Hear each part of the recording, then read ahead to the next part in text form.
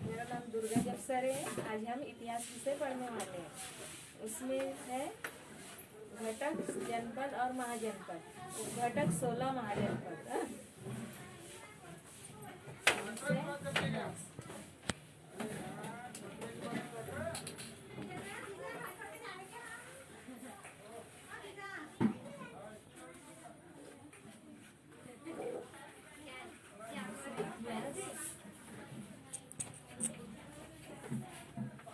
घटक है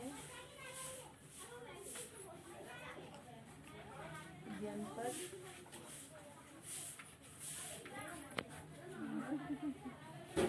महाजनपद।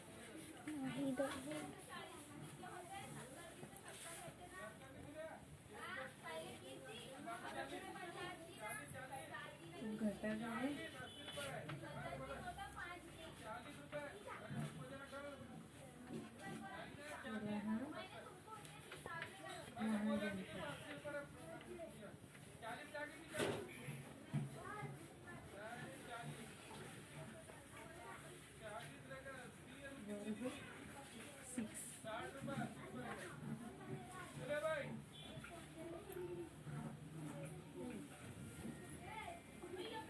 जनपद लगभग ईस्वी सन पूर्व 1000 से ईसा पूर्व 600 का कालखंड वैदिकोत्तर कालखंड माना जाता है। इस कालखंड में जनपदों का उदय हुआ, यानी लगभग ईस्वी सन 1000 से ईस्वी पूर्व 600 तक का कालखंड वैदिक काल माना जाता है। इस कालखंड में जनपदों का उदय हुआ, यानी इस काल के अंदर ही जनपद का उदय हुआ। ये जनपद ही छोटे छोटे राज्य थे। भारतीय उपमहाद्वीप के पश्चिमोत्तर स्थित वर्तमान अफगानिस्तान से लेकर पूर्व में बिहार, बंगाल, उड़ीसा तक के प्रदेश में तथा दक्षिण में महाराष्ट्र तक ये जनपद फैले हुए। यानी भारत से अफगानिस्तान से लेकर बंगाल, उड़ीसा तक प्रदेश में यह जनपद महाजनपद फैले हुए। वर्तमान महाराष्ट्र का कुछ क्षेत्र तत्कालीन अस्मक नामक जनपद से व्याप्त था। संस्कृत, पाली अर्थ मागधी साहित्य में इन जनपदों के नाम पाए जाते हैं। यूनानी इतिहासकारों के लेखन द्वारा भी इनके विषय में जानकारी प्राप्त होती है। उनमें से कुछ जनपदों में राजतंत्र विद्यमान था, कुछ जनपदों में जन राज्य थे। जनपदों में अनुभवी व्यक्तियों की जन परिषद हुआ करती थी। यानी जनपद नामक अस्मक नामक जनपद से व्याप्त था। यह संस्कृति, पाली, अर्धगामी साहित्य में इन जनपदों के नाम पाए जाते हैं। यूनानी इतिहासकारों के लेखन द्वारा भी इनके विषय में जानकारी प्राप्त होती है। इनमें से कुछ जनपदों में राजतंत्र विद्यमान था।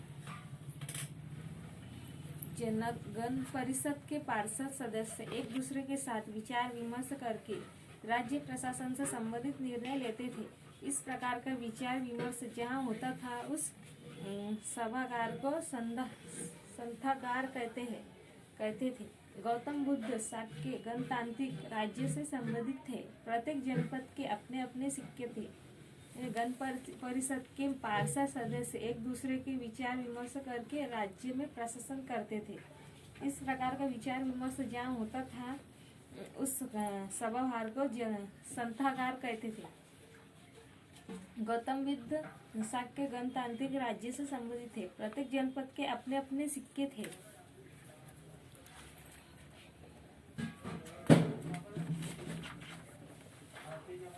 कुछ जनपद धीरे धीरे अधिक बलशाली बन गए। उनकी भौगोलिक सीमाओं का विस्तार हुआ। ऐसे जनपदों को महाजनपद कहा जाने लगा। साहित्य में पाए गए उल्लेखों के आधार पर दिखाई देता है कि ईसा पूर्व 6वीं शताब्दी तक महाजनपदों में 16 महाजनपदों को विशेष महत्व प्राप्त हुआ था। उनमें भी विशेष रूप से कौशल, वत्स, अवंती और मगध महाजनपद अधिक सामर्थ्यशाली बनते गए। यानी कुछ जनपद धीरे धीरे अधिक बलशाली बन गए थे।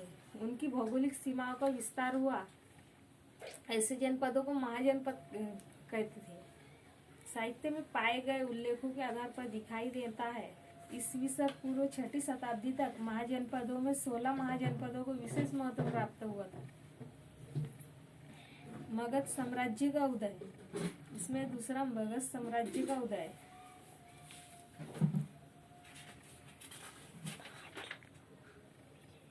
पहला था अपना जनपद,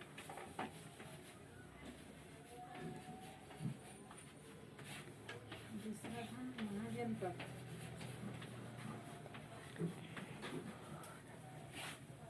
तीसरा है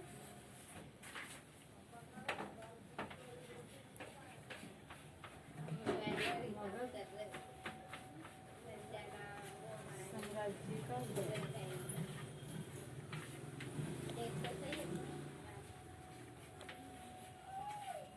मगध साम्राज्य का उदय 3 पॉइंट है। इसमें बिंबिसार के बेटे अजात शत्रु ने मगध का विस्तार करने की नीति अपनाई। उसने पूर्व के अनेक गणराज्यों को जीत लिया।